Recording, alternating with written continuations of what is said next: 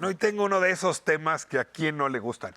Vamos a hablar de espías, vamos a hablar de espías extranjeros en México y vamos a hablar desde el punto de vista histórico, la historia de los agentes antinarcóticos de Estados Unidos en México, firmado por Carlos Pérez Ricard. Carlos, qué gusto tenerte aquí, me da muchísimo Gracias, Ricardo. Encantado. orgullo poder tener esta conversación. Encantado. Este libro tiene una carga fuerte de anécdotas.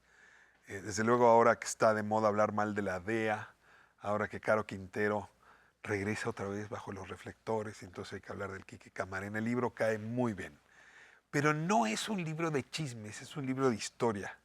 Y entiendo que está hecho por un académico. Entonces ahora te ruego un poco que nos cuentes cómo fuiste a dar este extraño tema y cómo una investigación académica terminó siendo este libro que está recientemente publicado por Debate. Comencé intentando entender el funcionamiento y la operación de los agentes de la DEA hoy. Y la verdad es que ante la falta de fuentes de información sobre la operación de estos agentes, me fui a la historia. La historia no solamente como un proyecto histórico, sino abrevar de la historia o nutrirme de la historia para intentar traer explicaciones al presente, generar inferencias al presente. Entender cómo operaban, cómo actuaban los agentes de la DEA me permite hoy entender un poco mejor cómo funcionan hoy en 2022. Y para eso me fui a hacer un siglo de historia de agentes antinarcóticos, no siempre de la DEA, antinarcóticos de Estados Unidos en territorio mexicano. Un libro que empieza por ahí de 1910, 1920 y termina en 2022. Una gran historia de la política de drogas, una gran historia de agentes antinarcóticos de Estados Unidos en México y por tanto una historia de la relación bilateral, una historia de la guerra contra las drogas. A ver, siempre hay hilos, resortes que mueven las historias de las sociedades que luego tardamos mucho en tomar conciencia, ¿no? Pero a mí un tema que me ha tenido apasionado siempre es la intervención de la CIA en 68 y en 71, ¿no? O sea, nos damos cuenta que en movimientos como el del 68, el acto represivo, estaba fuertemente conectado con lo que estaba pasando en ese momento en la Guerra Fría y con los agentes que mandaron, pues incluso como embajadores. Si pasamos al siguiente momento, la DEA se vuelve un actor muy similar a la CIA que determina coyunturas políticas importantes para nuestro país. Citaba hace un momento el episodio de Quique Camarena, este agente que al mismo tiempo dicen que no era realmente agente, ahorita nos vas a aclarar, y que hace que se caiga todo aquel cártel de Jalisco, o el primer cártel del Pacífico, como quieras, de Félix Gallardo. Si pongo ahí la lente, ¿qué me dice la DEA y qué dice la historia de los años 80 mexicanos en la relación con ese episodio? A ver, si quieres, vamos al principio, ¿no? Antes, fuera del aire, hablábamos del telegrama Zimmerman y de las primeras operaciones de espías de Estados Unidos, alemanes, mexicanos en territorio mexicano. Así empieza el libro, justamente en la década de los 10, de los 20, intentando, en las postrimerías de la Primera Guerra Mundial, intentando entender el papel de los cónsules. Los cónsules en los años 10, 20, 30 eran los espías, eran los que se encargaban, eran en muchos casos cónsules que pertenecían al Departamento del Tesoro y enviaban la información a Estados Unidos. Es importante porque Estados Unidos no es monolítico, no es lo mismo el Departamento de Estado que el Departamento del Tesoro, luego lo que va a ser el Departamento de Justicia. Entonces mandaban información siempre dispar.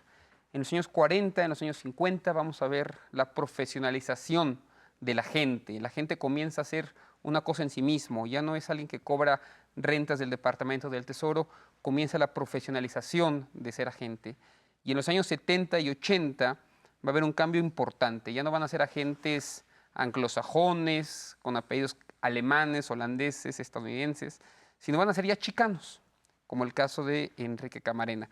Agentes de la DEA, no como los que pensamos en las series de Netflix, sino muchas veces nacidos en territorio mexicano, que hablan perfectamente español, con familia en México, con una relación muy difícil hacia México, de amor y odio, con una relación muy difícil hacia las drogas también, de amor y odio, en algunos casos con hermanos que pertenecieron al crimen organizado o al narcotráfico, o que fueron adictos o que son adictos, y que van a intentar combatirlo.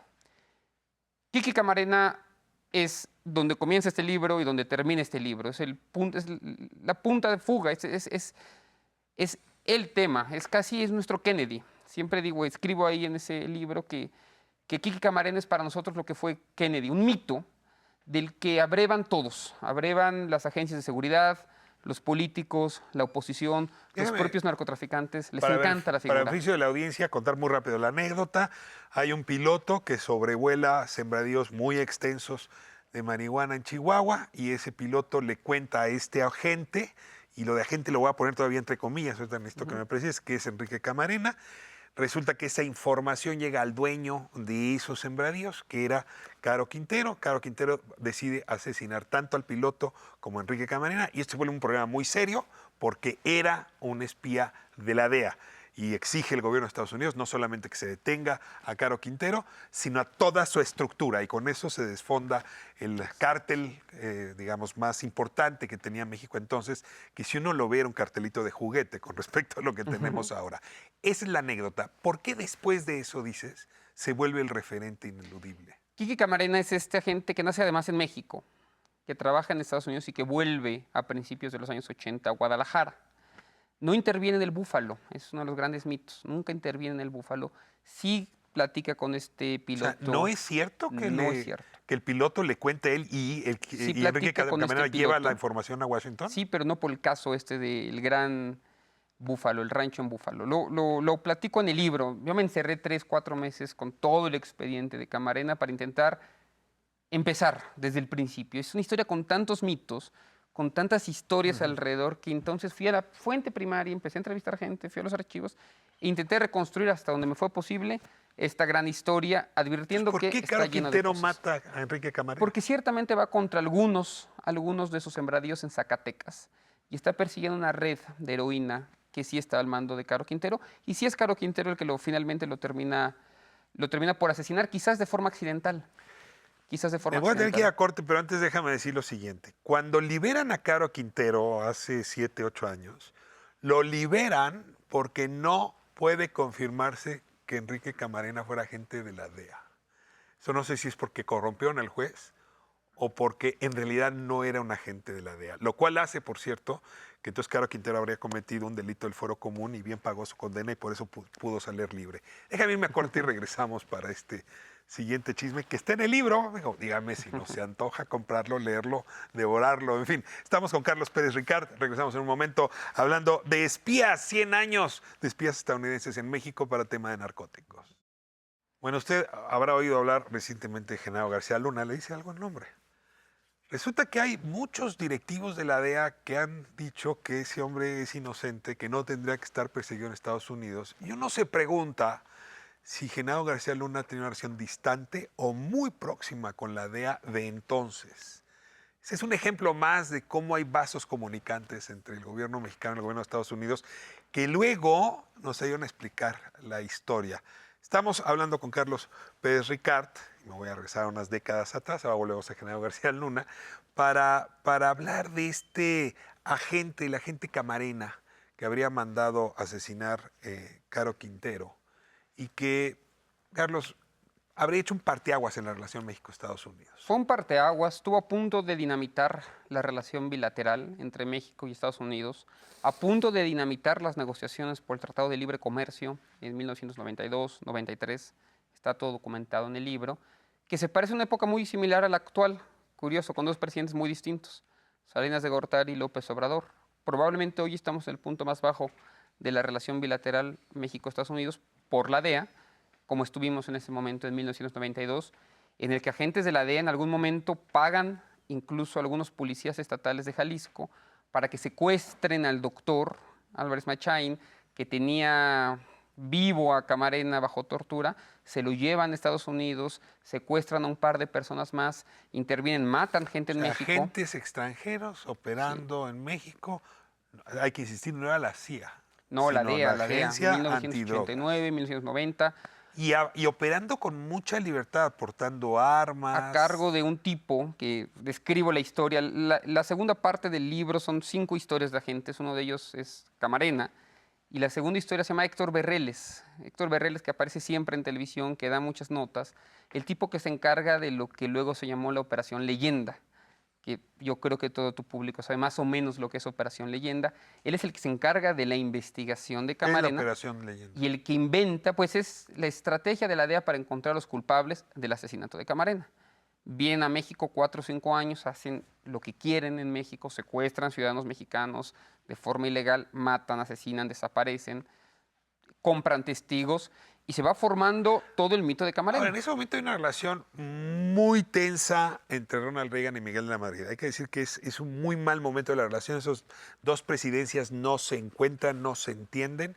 Y luego ahí aparece apretado, machucado, el secretario de Gobernación.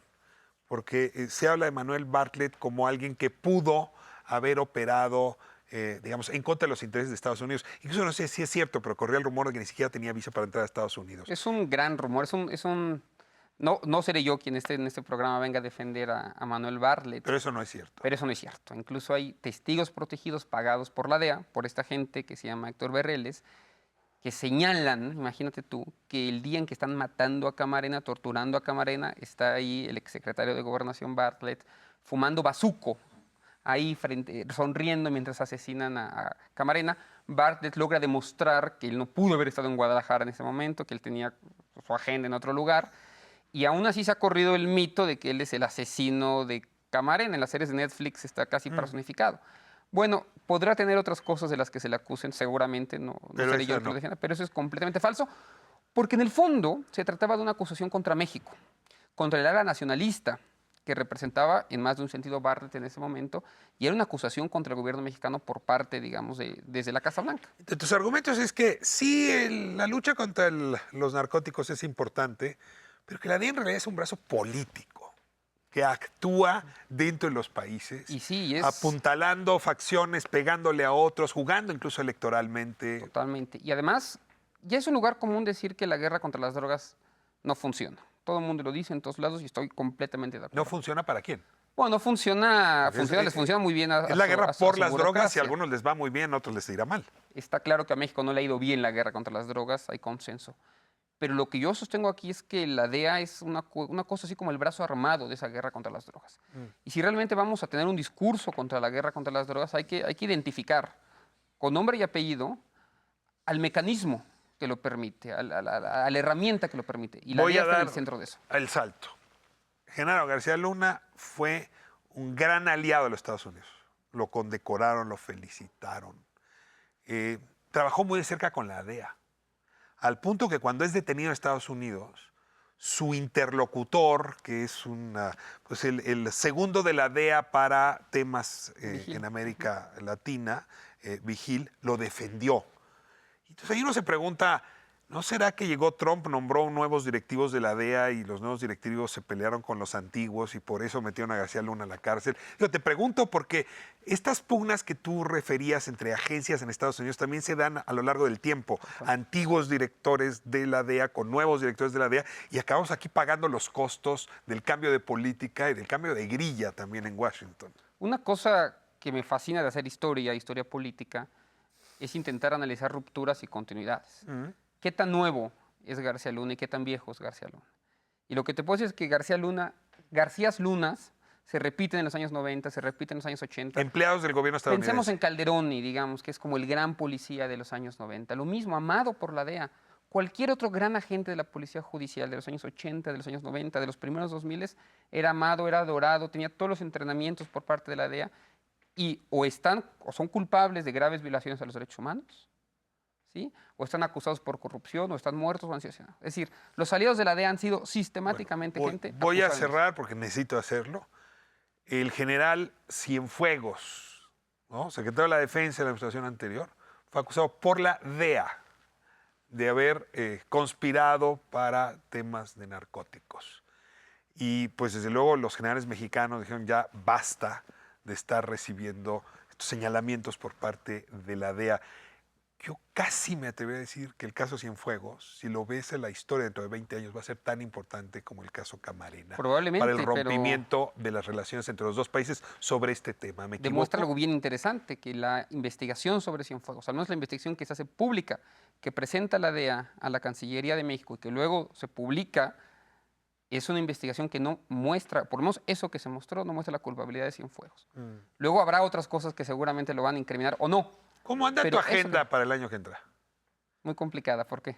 Porque Jesús Esquivel, que es el corresponsal de Proceso en Washington, trae un libro sobre la historia desde la DEA de este expediente. Ah, bueno, y ya pues, se me antojó invitarlos a platicar los dos. encantado y hacer de hablar un con Jesús, capítulo a quien 2. aprecio y admiro mucho, que es uno de los grandes precursores de este tipo de investigaciones desde el punto de vista periodístico y admiro mucho.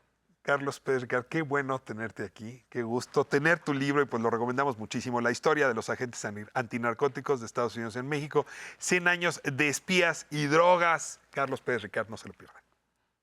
Gracias. Hasta la siguiente. Entonces te espero. en esa Gracias, mesa con Jesús. encantadísimo, encantadísimo. Vamos ahora al segmento musical y con eso cerramos la noche aquí en Calle 11.